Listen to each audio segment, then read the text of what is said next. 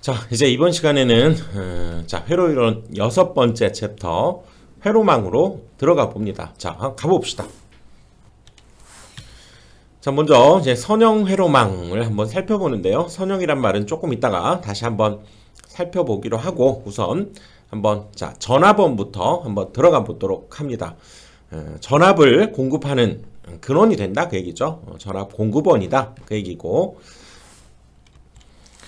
이상적인 전압원인 경우, 아주 이상적이죠. 아이디어란 그런 전압 공급원인 경우에는 이렇게 여기에 전압을 우리가 가했을 때 여기에 전류가 이렇게 흐르겠죠.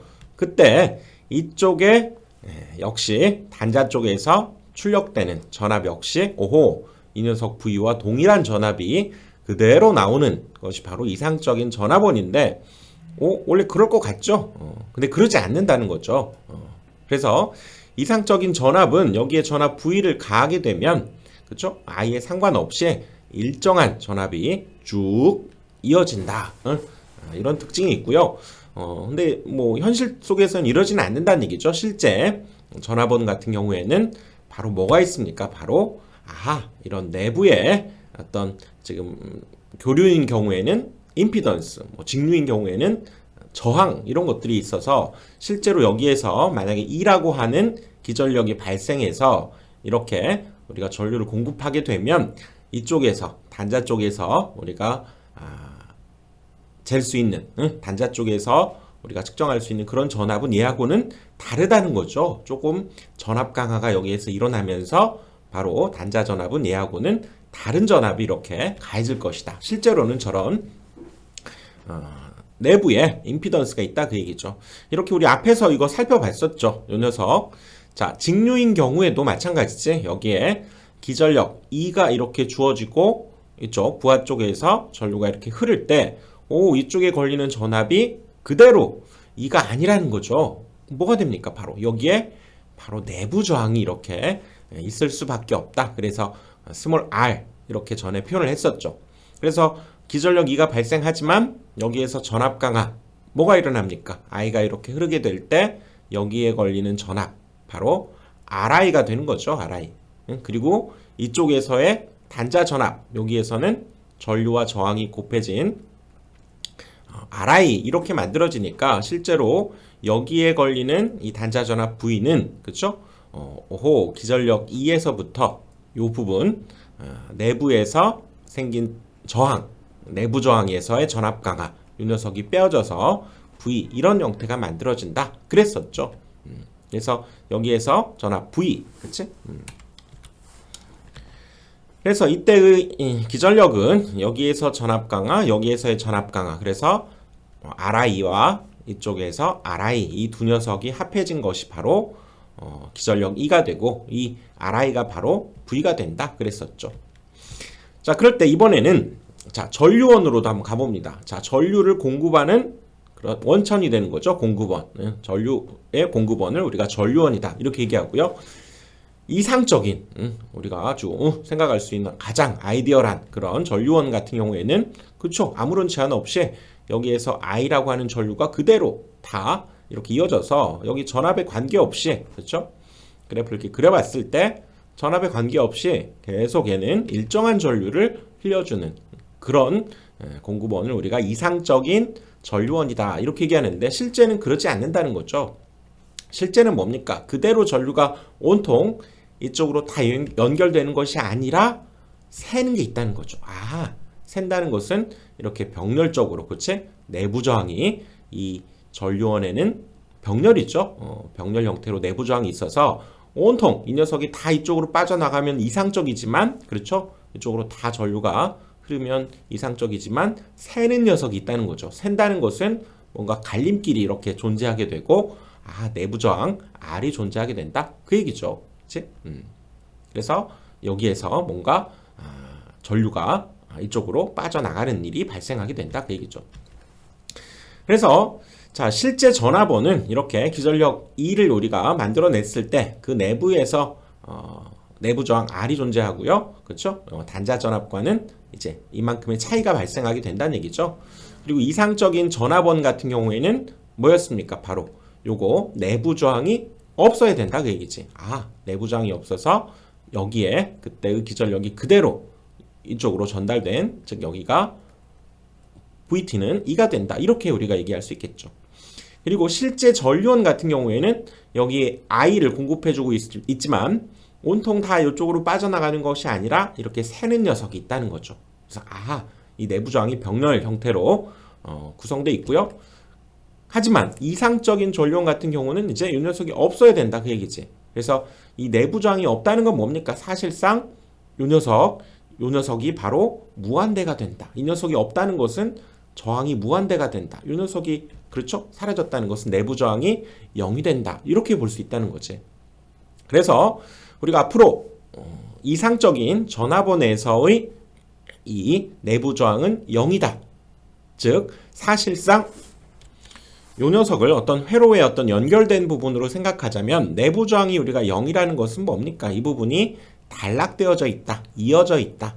이렇게 우리가 받아들이고 그 다음에 이 녀석의 내부저항이 무한대라고 하는 건 뭡니까? 이 부분이 오픈돼 있어야죠. 이 부분이 사라져 있어야 된다 그 얘기지. 그래서 이 부분이 없어져 즉 내부저항이 0이다라는 것은 이상적인 전압원일 경우에 바로 이 전압원 자체가 바로 개방이 되어 있다. 이렇게 우리가 생각을 해야 된다 그 얘기죠. 이상적인 전압원 같은 경우에는 이어져 있어요. 단락되어 있고 이상적인 전류원 같은 경우에는 바로 이 부분이 오픈되어 있다. 개방되어 있다. 이렇게 받아들여야 된다 그 얘기지. 그래서 이제 전압원 같은 경우에는요. 전압원이 이렇게 그렇죠? 직렬로 연결이 돼서 전압이 더해지거나 빼어질 수 있죠. 자, 이 경우에 이렇게 전압원을 직렬로 연결할 수 있는데 이렇게 연결했다. 뭡니까? 마이너스 플러스 이렇게 그렇죠? 순방향으로 제대로 연결이 돼 있어서 바로 두 개의 전압이 더해지겠죠. 얼마입니까? 바로 5V짜리 이렇게 하나로 표현해 줄 수 있겠고 또 마찬가지로 뭐 이런 경우 얘는 7V와 2V가 걸려 있는데 여기가 마이너스 플러스인데 얘는 역방향이네요. 그쵸? 플러스 마이너스로 그치? 순방향이 아니라 역방향으로 걸려 있어서 이 전압의 차 얼마? 7-2 즉 5V가 여기에 걸려 있어서 사실상 이 녀석과 같은 것은 얘로 역시 이걸로 받아들일 수 있다 그 얘기죠. 자, 이번에는 전류원에서도 연결을 한번 어떻게 하냐. 전류원은 전압원과는 다르게 얘는 병렬로 연결하는데요. 그쵸? 이렇게 2A, 3A가 병렬로 이렇게 연결돼 있어서 이 방향으로 나오고 이 방향으로 나오니까 결국 이 방향으로는 두 개가 합해진 5A가 나올 것이다. 방향을 잘 봐야 되겠죠. 그치? 그래서 이걸 뭐 하나로 간단히 이렇게 5A짜리가 이렇게 전류원으로 공급이 되고 있다. 이렇게 받아들여야 되겠죠.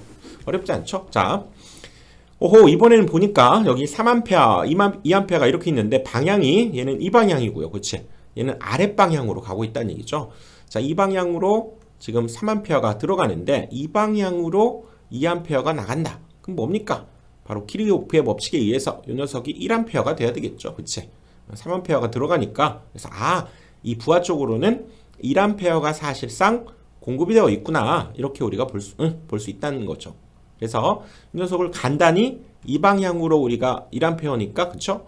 이렇게 1A 써놓고 이렇게 표현해 줄 수 있겠죠. 그치? 자, 이번에는 이 방향으로 2A, 이 방향으로 3A. 그러면 어떻게 됩니까? 이 방향으로 지금 2A가 들어갔는데 이쪽으로 3A가 나간다는 것은 이쪽으로 1A가 들어가야 둘이 합해져서 이쪽으로 나가겠죠. 그래서 얘는 이 방향으로, 그치?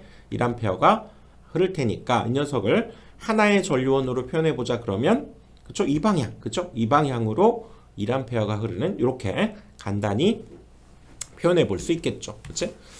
자, 그래서 이제 회로망 정리에서 이제 중첩의 정리, 그다음 우리가 알아봐야 될 것이 데브난 정리, 그다음에 노턴의 정리, 그다음에 밀만의 정리 이런 것들이 있는데요. 사실 일관성이 있어요. 이게 모두가 다 분리되어 있는 개별적인 정리가 아니라 모두가 사실은 결합되어 있는 어떻게 보면 하나의 정리다 이렇게 볼 수 있는데요. 자, 우선 먼저 우리가 공부할 것이 전원을 변환하는 거에 대해서 한번 생각을 해봅시다. 이것은 결론적으로는 이 내분한 회로와 노턴 회로의 사실은 서로의 어떤 변환을 뜻하는 거예요. 이거는 뒤에서 나오니까 다시 한번 보기로 하고 우리는 결론부터 먼저 받아들이고 한번 이용을 한번 해봅시다. 그래서 자 이렇게 생긴 자 전화번이 있어요.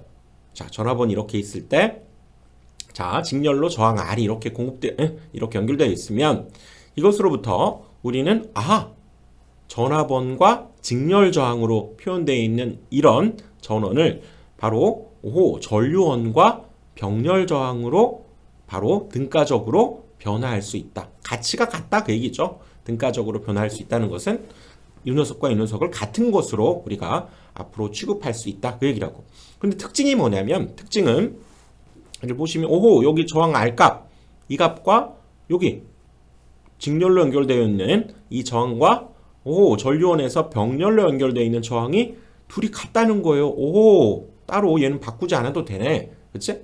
R과 R이 직렬과 병렬로 연결하면 되고요. 다만 이 전압과 전류는 바꿔야 되겠지. 그치? 자, 그래서 여기에 흐르는 전류 어떻게 됩니까? 이쪽에서 흐르는 전류는 당연히 I는 R분의 V가 되겠죠. 그래서 이 값을 그대로 여기에 적용해 주면 되고요. 또 마찬가지로 그러니까 여기 전압원을 우리가 전류원으로 바꿀 때에는 이걸 적용해서 여기 전류원에 표시를 해주면 되고요. 자 이제 전류원과 이렇게 전류와 저항이 이렇게 주어지면 이걸 가지고 그렇다면 요 녀석으로 바꿀 때에는 옴의 법칙 그대로 V는 IR을 이용하면 된다 그 얘기라고요. 이쪽으로 전류가 흐를 테니까 그렇죠? 여기에 걸리는 전압은 그게 바로 요 전압이고 그것이 IR일 것이다. 이렇게 기억을 하자는 거죠. 즉 이 녀석이 그대로 이렇게 바뀐다 그 얘기라고. 직렬 저항 얘는 병렬 저항 값도 똑같아. 그리고 얘는 옴의 법칙을 써서 그대로 변환시켜주면 되겠다 그 얘기죠. 자 이거를 가지고 자 연습을 한번 해보도록 합시다. 여기에서 즉 I는 다시 한번 R분의 V를 이용하면 되고요. 이 녀석에서 또 이 녀석에서의 V는 바로 여기에 걸리는 전압 IR을 이용해서 얘로 변환시켜주면 되겠다 그 얘기라고. 자 그래서 자 전원의 변환 자 연습을 한번 해보는데 갑자기 굉장히 복잡한 회로가 등장을 했죠. 그런데 이 녀석을 이제 우리가 앞으로 어떻게 할 것이냐 이 복잡한 이 녀석을 자 우리는 얘 입장에서 나는 여기가 복잡한 이 녀석이 꼴도 보기 싫어 그쵸? 나는 이쪽으로 나오는 전류 이쪽에서 측정이 되는 전압 전류와 전압만 나는 관심이 있어. 이거 아무리 복잡하게 만들든 간에 어떻든 이 전류와 전압으로 우리가 표현할 수 있다면 그쵸? 이렇게 복잡한 회로를 이렇게 이 부분 그쵸? 이 부분을 간단히 하나의 저항과 전압원으로 나타낼 수 있다면 너무 좋겠다 그 얘기죠. 너무 복잡해 얘는 그쵸? 이렇게 간단하게 이렇게 한번 나타내 보고자 하는 거고요. 또 이렇게 생긴 것을 이번에는 그쵸? 전류원과 바로 저항 방금 전에 공부했던 그 전원의 변환에 의해서도 둘을 바꿀 수도 있지만 이 녀석을 이런 형태 전압원과 직렬 저항의 간단한 이런 등가회로 전압원만의 회로로 정리한 것을 우리가 내분한 정리다 이렇게 얘기하고 이 복잡한 회로를 하나의 전류원과 병렬 저항으로 해서 간단히 이렇게 등가회로 만들어낸 이 정리를 노턴의 정리다 이렇게 얘기한다는 거죠. 그리고 그때 이 둘 사이에도 아까 얘기했던 대로 그런 관계성이 있다는 거지. 얘는 얘로 바꾸고요. R과 R은 그대로 가고 그 다음에 전압과 전류는 옴의 법칙을 써서 이쪽으로 서로 바꿔낼 수 있다. 사실은 이 내분한과 노턴 정리가 서로 변환되어지는 그것이 바로 일종의 전원의 변환이다. 이렇게 볼 수 있다는 거죠. 자, 예를 들어서 연습을 해야 이해가 되겠죠. 자, 갑니다. 일단 결론부터 받아들이자고 그랬죠. 자, 이렇게 하나의 전압원과 직렬 저항으로 연결되어 있는 것을 그렇죠? 뭘로 바꾸자고요? 바로 전류원과 병렬 저항으로 이렇게 바꾸자는 거지. 자, 바꾼데 우선 이것부터 봅시다. 자, 요 녀석에서 흐르는 전류를 계산해서 여기에 적어주면 된다고 그랬죠. 그래서 얘는 10을 5로 나눠준 값 얼마? 2A가 흐르니까 전류원으로는 2A 이렇게 쓰고요. 자, 여기에 직렬 저항으로 5오음이 있다면 그 녀석을 이쪽에서 병렬 저항으로 그대로 5오음으로 만들어주면 끝이다 그 얘기라. 응? 그렇죠. 또 역으로 이렇게 만약에 주어져 있는 것을 즉 하나의 전류원과 병렬 저항으로 표현되어 있는 이 회로를 하나의 우리가 직렬 저항과 전압원으로 이렇게 표현해 줄 수 있다 그 얘기죠. 자, 두 번째도 한번 봅시다. 이번에는 자, 이쪽에 12V짜리 그리고 얘가 4오hm 이렇게 걸려 있다고 합시다. 그러면 역시 얘를 전류원으로 바꿀 때 어떻게 됩니까? 여기에 흐르는 전류 구해주면 되죠? 얼마? 12를 4로 나눠준 3A 되죠? 3A. 그래서 이쪽에 바로 3A 전류원으로 바꿔주고 저항은 계산할 필요가 있습니까? 없습니까? 전혀 없다는 거죠. 이 녀석 4ohm짜리를 이렇게 병렬로 달아주면 전원의 변환이 이루어졌다. 이렇게 얘기할 수 있다는 거지. 자, 역으로 자, 이쪽에서 그럼 이쪽으로 바꿀 때에는 자, 어떻게 하자고요? 바로 이쪽 5ohm은 이 5ohm을 그대로 가져다 갖다 쓰고, 그렇지? 여기에 걸리는 전압을 계산하고 싶은데 2A가 여긴 지금 열려 있잖아요. 그러니까 이쪽으로 다 흐르겠지. 그래서 전류가 2A가 이쪽으로 흐르기 때문에 전류 곱하기 저항 10V가 걸리니까 이 10V를 여기에 적어주자 그 얘기라고요. 어렵지 않잖아. 자, 역시 이 녀석을 이렇게 바꿀 때에도 여기가 4ohm이면 이쪽 직렬로 4ohm을 적어주고요. 그렇죠? 여기 3A 그대로 이쪽 흐를 테니까 3 곱하기 4 그래서 12V가 이쪽에 걸리니까 여기에다가도 12V를 그대로 걸어주면 되겠다. 어렵지 않죠? 이렇게 이 녀석이 사실상 네분한 회로, 이 녀석이 노턴 회로다 그 얘기라고요. 어렵지 않죠? 자, 연습을 해봅니다. 그래서 자, 이 경우는 지금 뭐냐면 지금 우리가 전원의 변환을 이용해서 지금 이 녀석이 복잡해 보이잖아요. 그치? 전압원과 전류원이 뒤섞여 있고 막 이런 것을 방금 배웠던 걸 이용해서 간단한 회로로 바꿔보자는 거지. 자, 이 녀석 두 녀석부터 바꿉시다. 자, 이 녀석 보이나요? 자, 6V짜리 지금 전압원과 직렬로 2ohm이 돼 있으면 이 녀석을 뭘로 바꾸자? 하나의 전류원과 병렬 저항으로 바꾸자는 거죠. 얘는 일단 놔두고, 그치? 자, 바꿔봅시다. 그러면 얘는 어떻게 된다고요? 얘는 여기에 흐르는 전류가 이 둘에 의해서 바로 6을 2로 나누니까 3A가 흐르네? 여기다 적고요. 그 다음에 이 녀석 이 직렬 저항 대신에 이쪽에다가 뭐 똑같이 2ohm을 갖는 그쵸? 병렬 저항을 적어주면 되고 얘는 그대로 여기다 적어주자 그 얘기야. 이 녀석만 우선 바꾼 거죠. 그치? 오호 이렇게 바뀌었네. 그리고 앞에서 공부했던 자 여기에 3A가 흐르고요. 이쪽으로 3A가 흐르면 오호 이쪽으로 얼마가 흐릅니까? 바로 사실상 6A가 흐르는 거죠. 둘이 더해버리면 되겠네. 하나에 그쵸? 하나에 이렇게 전류원으로 만들어버리고 그치? 그리고 얘 녀석은 그냥 이대로 갖다 2ohm을 써버리면 되겠죠. 이 두 녀석만 더해서 그쵸? 이 녀석을 결국 하나의 전류원과 병렬 저항으로 만들었고 이 녀석을 다시 그렇다면 우리는 뭘 할 수 있습니까? 바로 전압원과 직렬 저항으로 만들 수 있죠. 그치? 얘는 바꿀 필요 없어. 그쵸?